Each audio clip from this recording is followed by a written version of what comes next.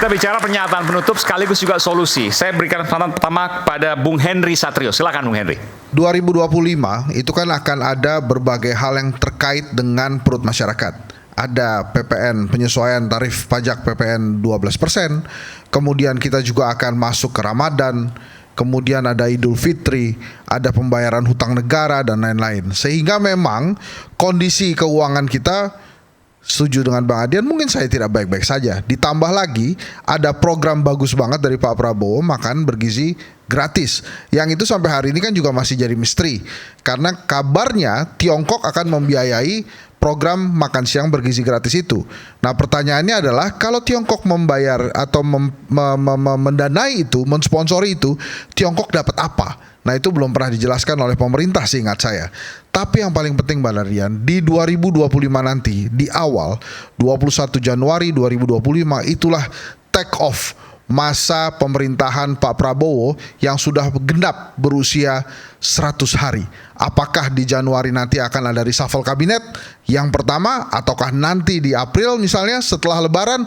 Tapi yang jelas saya mengharap di kuartal pertama 2025 mitigasi masalah-masalah ekonomi rakyat, perut rakyat, dan tentu saja stabilitas ekonomi harus terjadi. Bila tidak terjadi di kuartal pertama, berat di kuartal-kuartal selanjutnya. Saya mau tanya pada Anda Bung Hensa. Kalau soal pilkada yang tidak langsung, apa pendapat Anda? Pilkada yang dipilih tidak oleh DPRD, gubernur, wali kota, kemudian juga bupati dipilih oleh DPRD, bukan oleh rakyat lagi lah. Sebaiknya yang sudah diberikan kepada rakyat, hak-hak yang sudah diberikan kepada rakyat, jangan lagi diambil oleh negara. Kalau hanya alasannya demokrasi yang mahal, ya sudah, jangan ada money politics. Kalau alasannya tidak ada money politics, demokrasi yang mahal, tolong jangan ada bansos. Sehingga memang disiapkan begitu saja. Rakyat memilih, rakyat bersuara, itulah yang terjadi. Maka demokrasi tidak akan mahal, tidak akan kacau juga. Karena menurut saya, bila sudah diberikan kepada rakyat, jangan diambil lagi. Rakyat sulit sekali mendapatkan mendapatkan haknya pada saat diperbolehkan menentukan kepala daerahnya. Jadi biarkan saja rakyat memilih. Oke, baik. Saya ke Bung Salvator, silakan. Ya, terima kasih. Assalamualaikum warahmatullahi wabarakatuh. Iya. Yang terakhir yang mau kita sampaikan di penghujung tahun. Mau bicara soal PPN 12%, pilkada, apa soal apa? Di penghujung tahun, mari kita meluruskan bagaimana mensupport terkait penegakan hukum. Itu yang paling penting. Sebab kalau penegakan hukum benar-benar tegak, tidak dilencengkan, tidak kesana kemari, tepat sasaran, yang pasti negara akan sejahtera. Sekarang sudah seperti itu belum? Belum? Ya. Contohnya apa?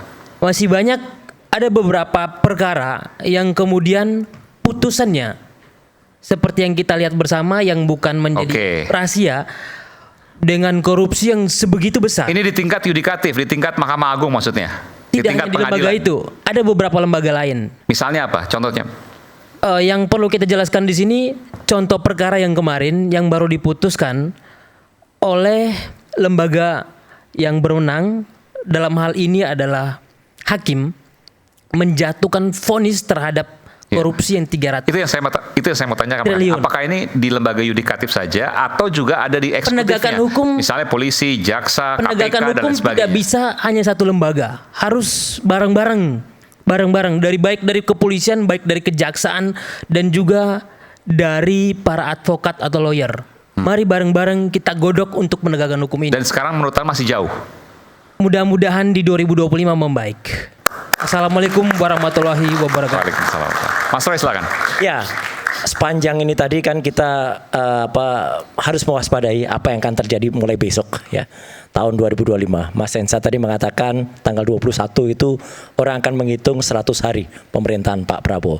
Kita harus memang punya kesepakatan, saya setuju Mas, kita menjaga betul pemerintahan Pak Prabowo ini ke depan dan jangan sampai juga terganggu justru oleh ordal gitu, orang dalam. Maksudnya? Ya. Jangan sampai yang tadi dikatakan jangan-jangan musuhnya itu bukan ada di Antartika tapi ada di antar kita. Ya gitu. Saya pernah mengatakan yang harus diwaspadai termasuk yang sering memainkan clown teori itu. Teori badut. Ya gitu. Jadi seolah-olah bekerja tapi sebenarnya untuk mencitrakan dirinya untuk 2029 yang akan datang. Harus hati-hati Mas gitu. Yang kedua adalah jangan sampai kemudian ketidakadilan itu terjadi. Saya menggunakan kaos sekali lagi. Ini bukan apa, ini untuk mewaspadai kita. Jangan sampai kemudian apa yang terjadi yang tadi Bang Adian mengatakan 98 itu terjadi, itu pedih sekali rasanya. Tapi kalau tidak, mitigasinya tidak bagus ya, masih ada keadilan hukum terjadi. Masih ada mantan penguasa nari-nari dengan perhiasan yang mencolok. Dan kemudian di ruang ini, Bang Aiman kan cerita. Dulu saya menjelaskan detail, saya duduk di kursinya Bang Hensa tuh. Saya menjelaskan detail bagaimana orang nebeng yang kemudian sudah detail banget datanya. Jelas betul pesawatnya apa, tipenya apa. Tapi akhirnya diputus dengan hanya, oh itu beda kakak, beda kartu keluarga. Come on gitu loh. Kenapa bisa terjadi keputusan sangat picik itu, kalau saya mengatakan itu dari lembaga hukum yang tadi dikatakan Bang Fator itu. Jadi artinya kalau hal semacam itu masih terjadi, ya kita harus siap-siap. Jangan, tapi sekali lagi 98 adalah sangat pedih. Jangan sampai people power ini terjadi lagi. Untuk bisa melakukan itu, Pak Prabowo kita harapkan bisa tegas memimpin bangsa ini dan jangan kemudian merasa terganggu, merasa terbelenggu atau merasa disandra, ya kan Mas gitu. Karena Sandra sudah punya suaminya yang diputus 6,5 tahun, itu Sandra Dewi. Tapi tadi ada beberapa yang harus dijawab juga, nanti dijawab oleh Inang. Kaitan ke 2029 Wapres dan lain sebagainya. Apakah seperti itu sebenarnya? Nanti tolong dijawab, masuk juga nanti Bung Astrio. Kita kembali saat lagi, tetaplah bersama kami di Rakyat Bersuara.